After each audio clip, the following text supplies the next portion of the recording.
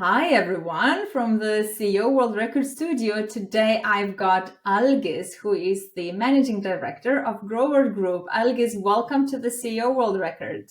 Welcome, Laura. Thank you. Thank you for invitation. You've been our client for many years, and I kind of know your story, but I thought as well to step out of my own bias and to know you better. I'd like to ask you the question. Could you share with me a thing or with us that no one knows and would be surprised to know? Like I can reveal something about myself, which is like really funny and nobody would ever believe.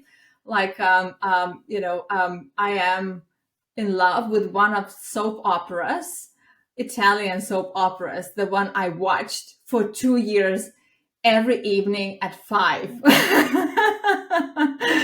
I know what if you knew that soap opera, you wouldn't believe that Laura Garrett, she would literally do that. So what is one like kind of funny thing or the thing which you love to do, but like not many people know that you do that? Well, when I am asked what is your hobby, Laura, I say what I do like. To be honest, it is like sport, tennis. I used to play for decades tennis. I like also the mountain skiing. But there is one thing which I am 40 plus years still interested in. It is cars. No. I Okay. still read about the cars. I don't talk that much. When I Uh-huh. was young, I could recognize each car of my yard by the sound. Oh my goodness. So I'm Wow. still, for those 40 plus years, reading, watching, listening, how do they sound, the cars. And I have the principle, like good shoemaker, it necessarily doesn't have good shoes. So my idea about the car is the same. I don't have to have a really good car in order to be interested in it. So it is Wonderful. long I story. love that alternative. I love that you don't have to have a good car to be good at. And recognizing by the sound, that's a level of mastery, the way I would say. All right. Algis, could you share then with us how is then the world better off because you and your company is in it?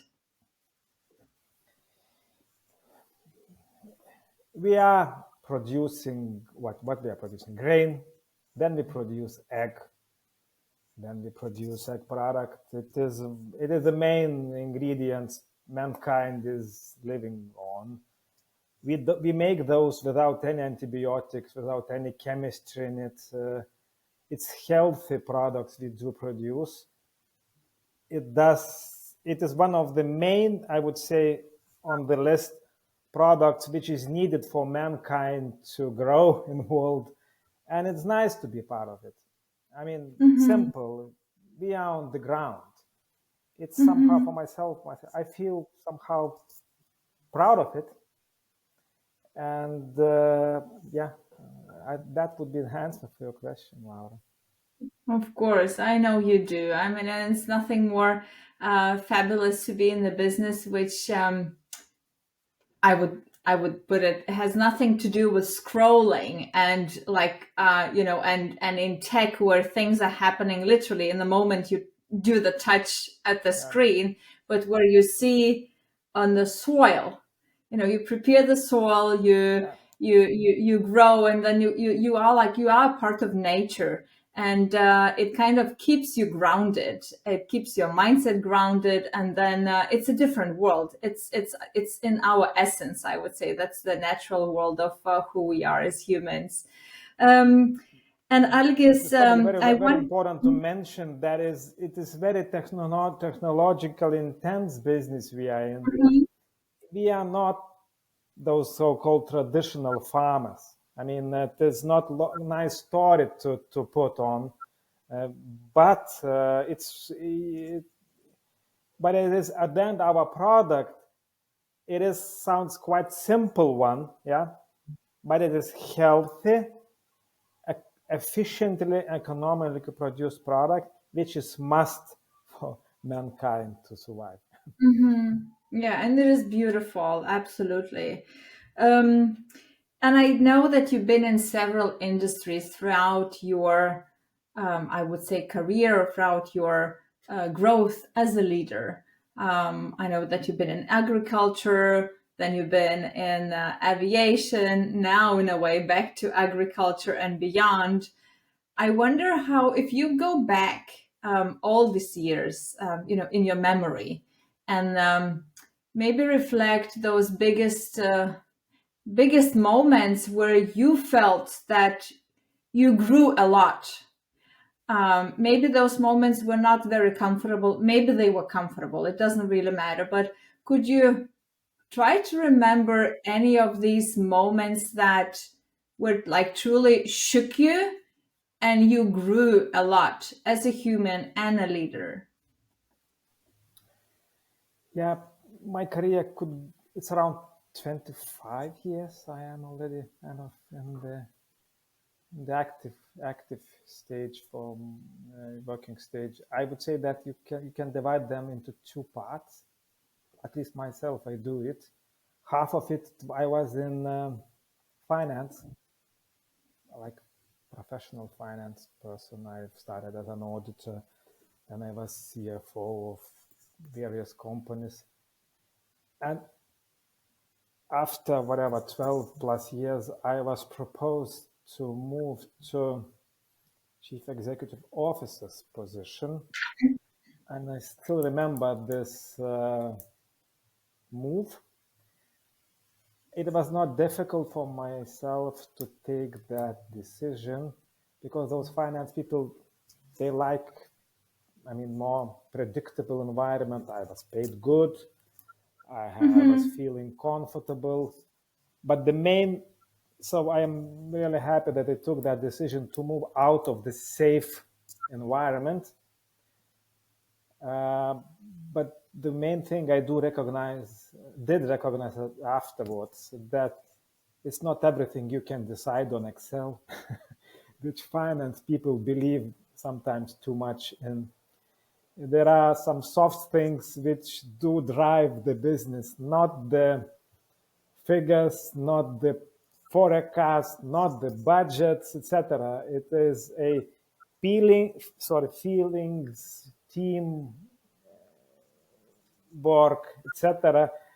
And after those plus 10 years, I did agree with those theoretical books now much more than I did believe when I was in university, that main things are the small things are the main things in the businesses, and you cannot put that on Excel as finance people think.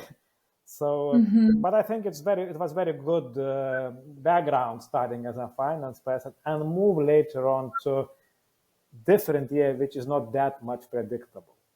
So Mm-hmm. I still remember this week when I need to make a decision.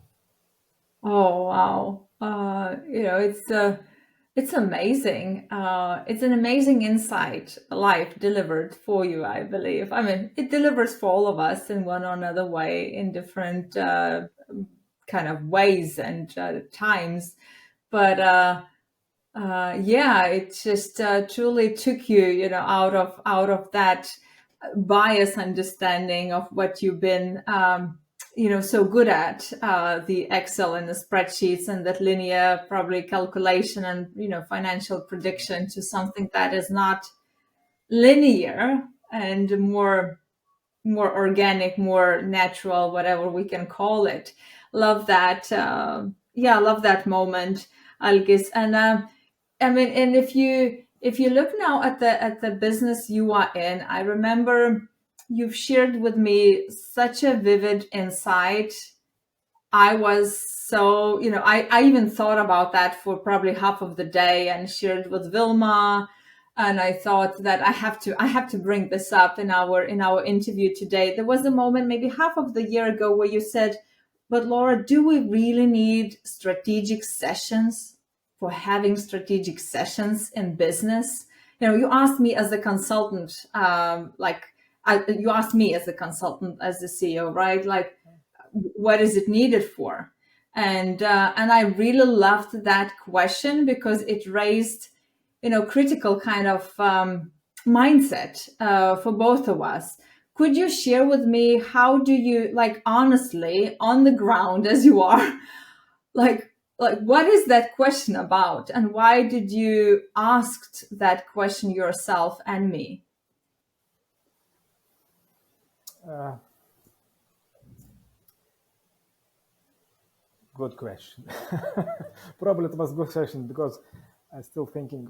Laura, I think somehow I feel that to survive in today's business environment, which is very turbulent, it changes every day, you cannot have such freedom to think what is kind of what is my what is I don't know what strategy for years ahead. I somehow believe that it if you are at the level you currently are, it means that you are following some strategy, yeah. Mhm. And I Mhm. think it has to change too. I mean, it has to be in this change mood also all the time. I was always thinking, people make those strategic sessions, they go around, lock the doors for 1 week, and what they are talking about, which is different, what you were talking last week. I always At try to in answer work, this question. in work, I think, right? Yeah. Uh-huh. yeah, and I didn't get the answer, to be honest. What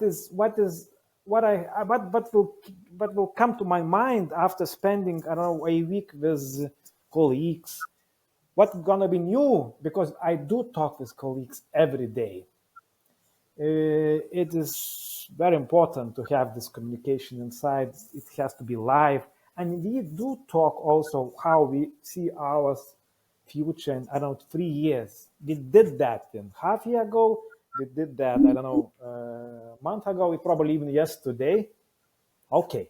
So and I think it's good. And somehow even, how to say, I believe that's big strength of the company, that we have that internal communication inside. That's Absolutely. why I had this question: should we should we take in separate, spend some time, and try to catch something which is called Mhm. strategy?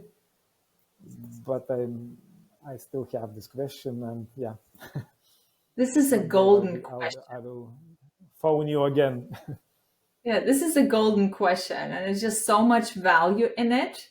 And what you said, the way I see it, like right now, the way I see it, that when you are, I mean, you as a leader are so much on the ground, and there is zero distance, and I mean literally zero distance from who you are at work and in life, first of all, and zero distance between your status and people with whom you work, whom you serve.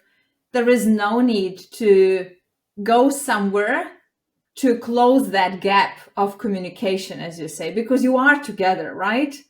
Everything is fine. You are healthy as the team. You have this what I call collective consciousness, open reflection. Raising questions, stopping, moving forward, maybe stopping again, moving forward. It's like naturally happening. And I find it very funny indeed, and it's the inner conflict within me as the consultant and the researcher, that we are receiving a lot requests from companies to do strategic sessions. And I know that by going from work to closed spa or conference room, people will be the same. It's just that they will have more time to talk about what happened in the past. And I don't want that. I want people, if we are like really taking the time off from work, from our ground rituals and routines, then we should be surrounded by people who are either thinking bigger than we are, right? So it's not only our little team, but maybe maybe we can, call some innovators, maybe we can call some clients, maybe we can sit down with our client suppliers and some other, people, and like really think bold and audaciously big to overcome our own like ceiling. Then it's good, because then you are becoming someone different, and you probably are making some really good decisions from that energy and that new mind. But like sitting down and doing strategy, doing communication for minimizing the distance between the CEO and the people, it's not a strategy. It's just a control. I would put it like that. And what I love a lot about the way you are leading, it is that there are so many things I love about that. It is simple. It is honest. You don't wear any masks. You are the way you are with everyone. And you always have this capacity within you to step aside and bring those bold and uncomfortable questions. But the way you bring those questions is with love and with respect to people. I've been seeing you and your team a lot in the meetings. But what I wonder, Algis, is do you feel sometimes that you have inner conflict within you? And you, by having that inner conflict, you still act at your best when you are with the team. Because I always wondered, you've been always so consistent in the way you lead, and knowing what you've been going through as a company. I thought, where are you taking that strength from? Like, because there are inner conflicts. So can we talk about that? Laura, it is an interesting question. Myself, I feel that I have some gray hair on my head. It's probably seen on the screen. And I said to myself, I should not to make my working environment too complicated that it has to be. I don't know. I don't put that. I simply try to, and it doesn't, somehow I get it naturally. Mm-hmm. Try to say what I think has to be said. Try to be all. Sometimes I'm always not very probably maybe very polite, but it does come natural, But I was told during the last Christmas party that people feel it. I thought, okay, maybe that's not the wrong, not the worst, how to say, attitude. I simply keep it live and natural, and I don't care what people think around. And then probably the word conflict as such, it is just an event which happened an hour ago, and now we are going ahead again. Yeah, forward. Otherwise, it's how to say. There's no need to make difficulties inside. No, life is difficult in itself already, and the way you move forward, I would put it like that. It's very easy for us as humans to feel victim or to feel pity, to feel guilty, that any moment CEO where someone is just saying something, it's very easy to start talking this story for myself that is something wrong with me. But I think with your attitude, you are just so brilliant in not allowing neither yourself, neither your people to be victims, and be not the creators of your own reality. And that's what you are just so amazingly, like, you are mastering that, as with the cars, with the sound of the car. So I think you are mastering the way you are leading yourself and your organization. And Algis, could you share as well with us the rituals that in the business with your teams that help you to lead in that way, that help you to have zero distance, that help you to be grounded, simple, everything what we talk. What do you guys do weekly, daily, whatever? Uh, I think it's a question of so-called balance.